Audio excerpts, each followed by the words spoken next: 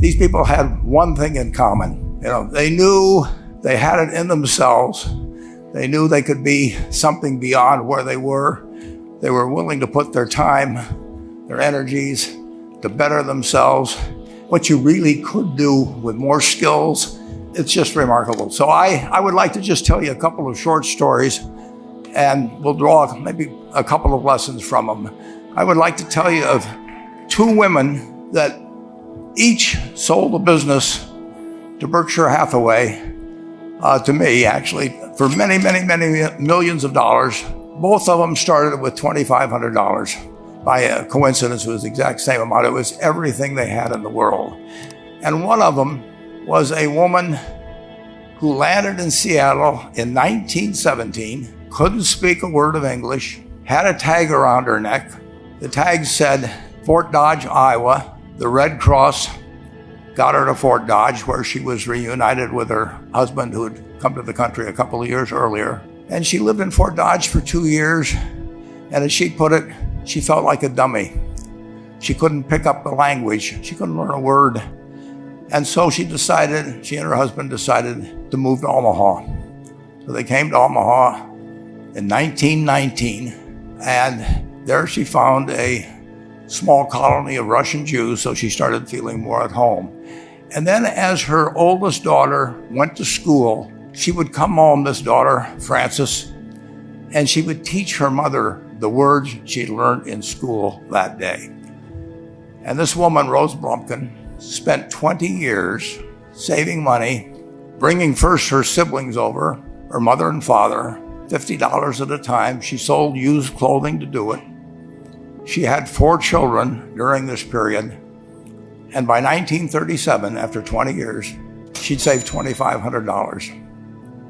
She went to Chicago and she bought what she could of furniture. Her dream had always been to open a furniture store.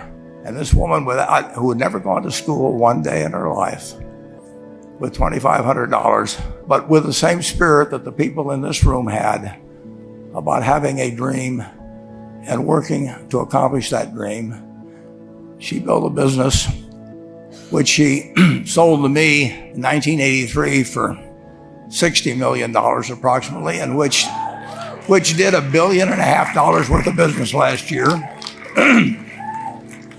The 4th generation is working in that business. This woman, Rose Blumpkin, she worked for me until she was 103. And then she retired and she died the next year, which is a lesson to all of Berkshire's managers that premature retirement, you can't tell what's going to happen.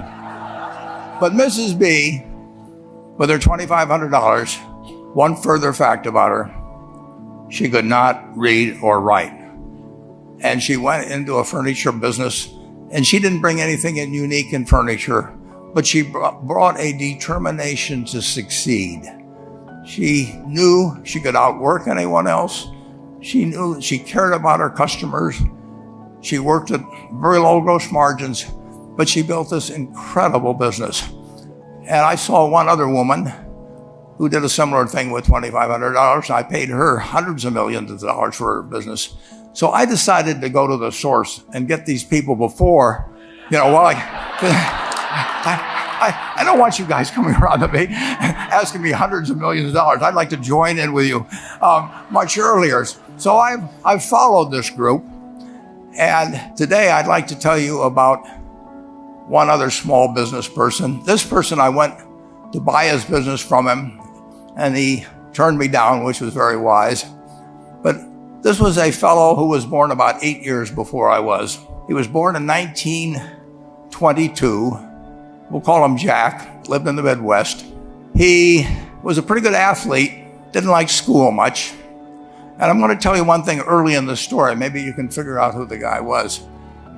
The company he built hires more college graduates each year than any other company in the United States. And this fellow, who was destined for this but did not know it, Jack, went to college for a year and then dropped out. He really wasn't that interested in school. And the year he dropped out was 1941.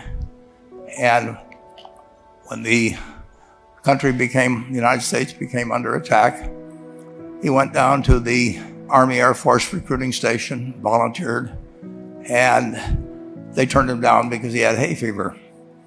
So he went over to the Navy and again volunteered, and they took him. They put him on an aircraft carrier. He flew small fighter planes during World War II, got 2 distinguished flying crosses from the Navy, and then he came back to the Midwest. So now we've got a young guy. Probably by this time he would be 23 or 24 years old. And the interesting thing is, he got back to the Midwest, and he actually kind of went from one job to another for a short period of, or not such a short period of time. And he finally became a used car salesman at a Cadillac dealership in St. Louis, Missouri.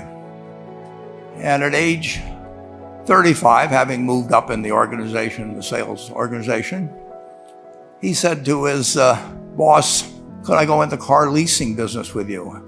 The boss said, "Well, if you'll cut your salary in half and you'll come up with," I think it was $25,000, which he borrowed, "we can become partners in a car leasing company." So my friend Jack started at age 35 in the car leasing business. And he had 7 cars. It was pretty slow. In fact, one of the things he did was whenever the phone rang, he let it ring 3 or 4 times so people would think that he was very busy answering other phones. And of course, it was the only call he was going to get all day. So his first venture was okay, but it wasn't really going to go anyplace. And there's a lesson in this for all of us. At age 40, he decided, with 17 vehicles, 17 cars, he was going to go into competition in the rent-a-car business. So now he's taking on Hertz and Avis and National and people like that who have hundreds and hundreds of thousands of cars. And he's got 17 cars, and his cars aren't any different than theirs. I mean, he's buying them from General Motors or Ford or Chrysler. And he can't get the airport locations. Those companies have them all sold up. But he was determined that he would basically offer the customer, can't offer him a different car, but he can offer them friendlier service than they've ever seen. And so he started a company. He named it after the battleship that he'd flown from in the Pacific, which was the USS Enterprise. And he died about a year and a half ago. But when he died, his rent-a-car company, starting with those 17 cars, was worth more than Hertz and Avis and all the rest of the rental cars put together.